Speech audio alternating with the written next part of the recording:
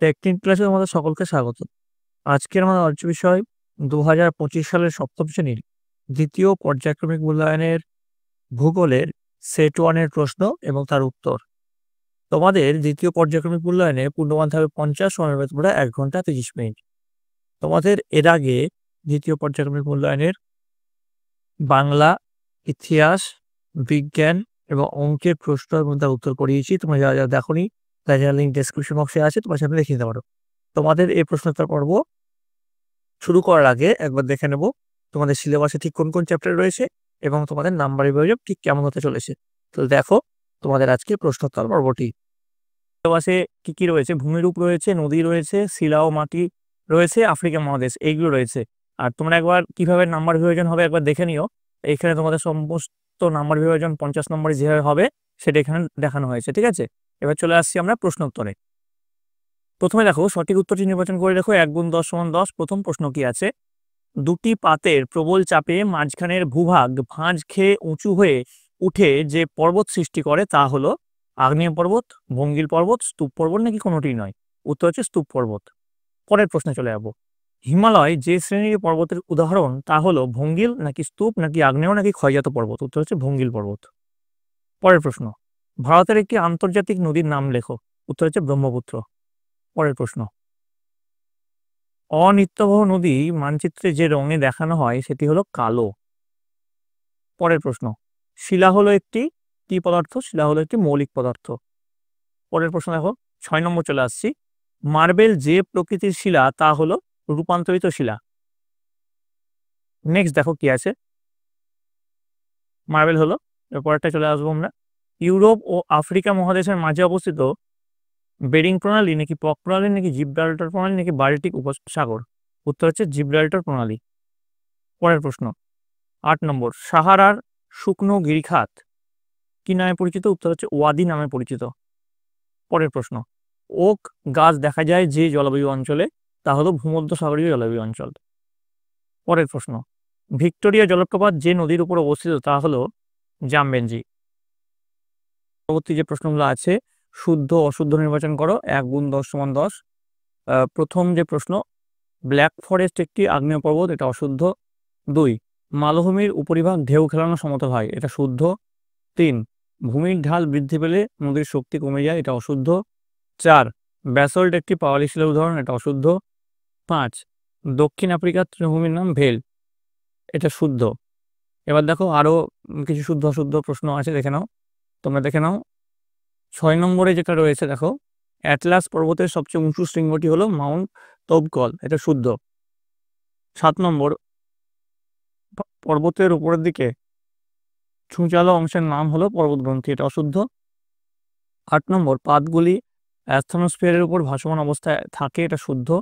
9 নম্বর, অনেকগুলি ছোট ছোট জলধারা প্রধান নদীতে মিশলে তাকে শাখা নদী বলে, এটা শুদ্ধ। 10 নম্বর, প্রাচীনকালে টাইগ্রিস ও ইউফ্রেটিস নদীর ধারে চৈনিক সভ্যতা গড়ে উঠেছিল, এটা অশুদ্ধ। ঠিক আছে, তো শুদ্ধ অশুদ্ধগুলো আমরা কমপ্লিট করলাম। এবার দেখো বাম দিকের সঙ্গে ডান দিক মেলাতে বলেছে। বাম স্তম্ভে কি আছে দেখো, কঙ্গো নদী অববাহিকা, গ্রস্থ উপত্যকা, নীলনদ, সাহারা, কিলিমাঞ্জারো। ডান স্তম্ভে রয়েছে মোহনাই সুবিশাল বদ্বীপ, প্রায় বসতিহীন অঞ্চল, বরফে ঢাকা শৃঙ্গ, ঘন জঙ্গল, দুটি ফাটলের মধ্যবর্তী নিচু অংশ। এবার মিল করে আমরা কি পাবো, দেখো মোহনাই সুবিশাল বদ্বীপ এটা হবে নীলনদ, প্রায় বসতিহীন অঞ্চল এটা হচ্ছে সাহারা, বরফে ঢাকা শৃঙ্গ এটা হচ্ছে কিলিমাঞ্জারো, ঘন জঙ্গল চিরসবুজ এটা হচ্ছে কঙ্গো নদী অববাহিকা, দুটি ফাটলের মধ্যবর্তী নিচু অংশ এটা হচ্ছে গ্রস্থ উপত্যকা। এবার দেখো পরবর্তীতে কি আছে।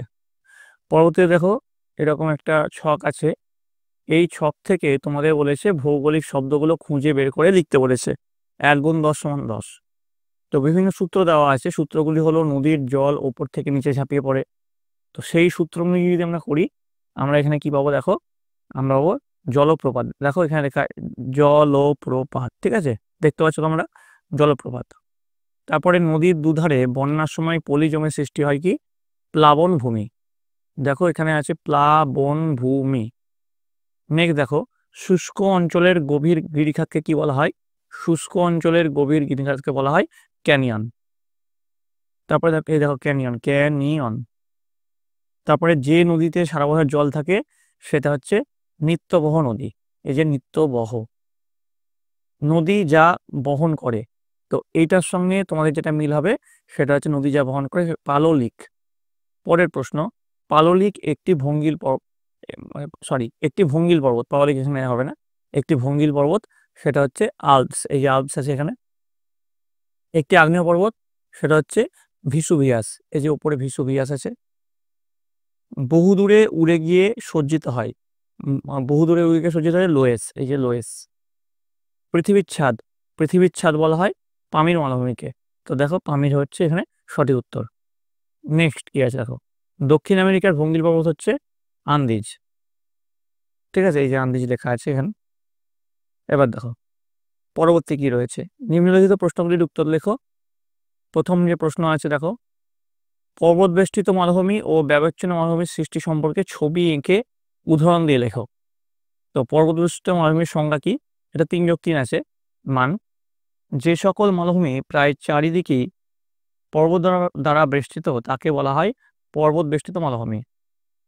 এর সৃষ্টির কারণ, পাত সঞ্চরণের ফলে বা গিরিয়নি আলোড়নের ফলে ভঙ্গিল পর্বত সৃষ্টির সময় পর্বতের মধ্যবর্তী নিচু অসমতল ভূমি প্রবল পার্শ্বচাপে উঁচু হয়ে পর্বতবেষ্টিত মালভূমি সৃষ্টি হয়েছে।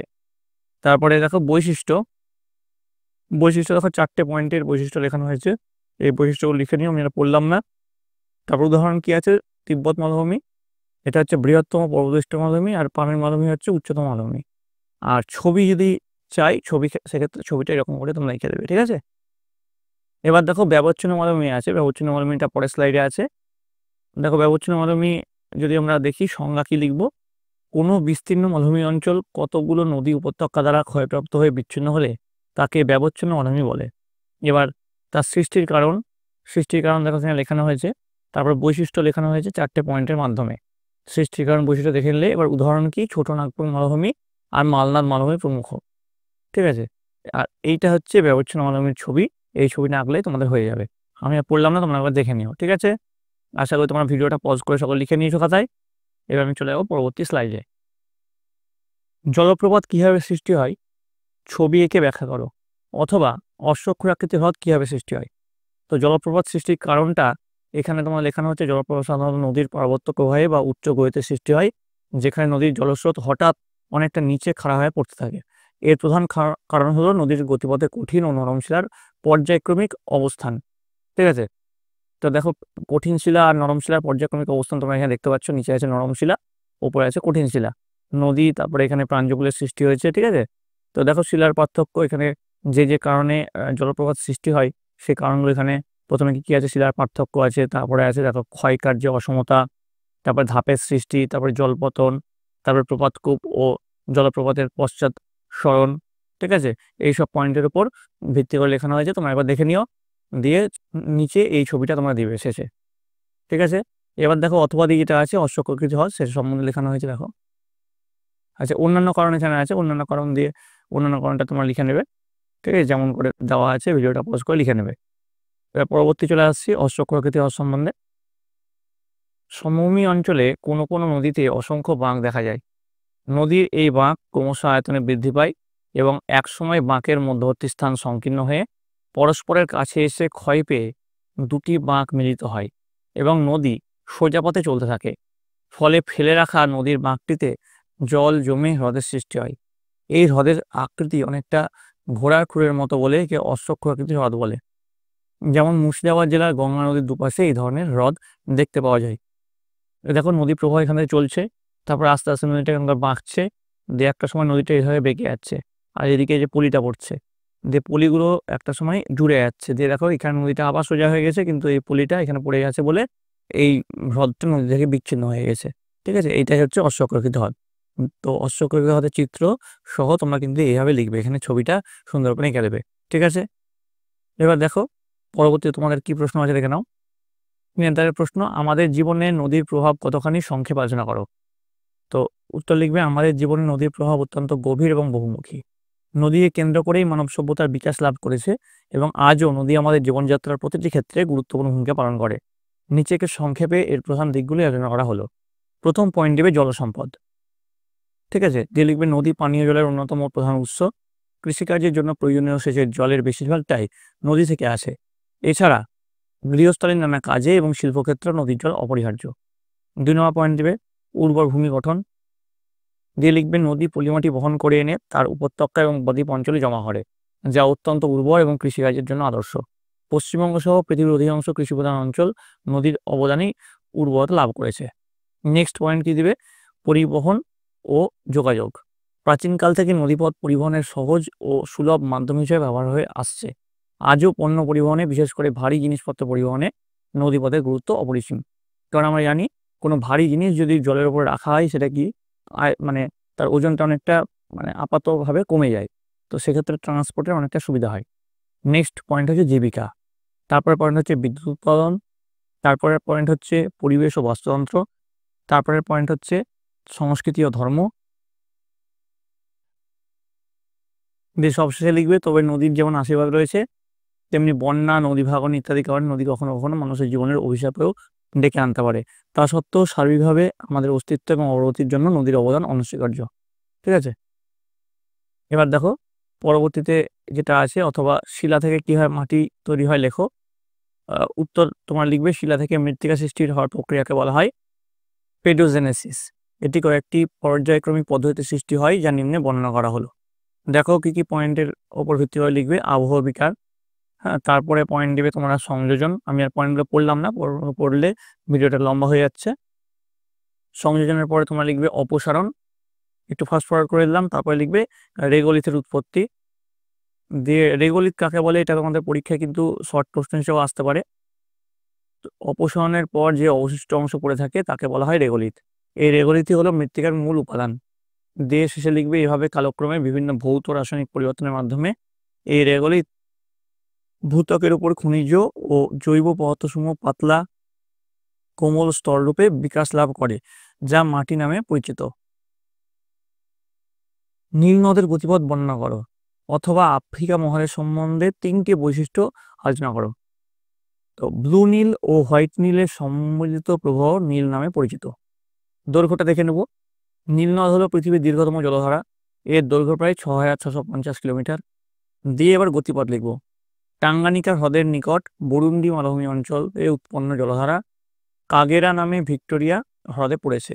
পরে এই জলধারা কয়োগা হ্রদ অতিক্রম করে অ্যালবার্ট নীল নামে অ্যালবার্ট হ্রদে পড়েছে। ঠিক আছে, দিয়ে এইভাবে তোমরা নীল নদের গতিপথটা তোমরা লিখে নেবে, আমি আর পড়লাম না। ঠিক আছে, দিয়ে সবশেষে লিখবে কায়রো শহরের কাছে নীলের জল 7টি ধারায় ভাগ হয়ে ভূমধ্যসাগরে পড়েছে।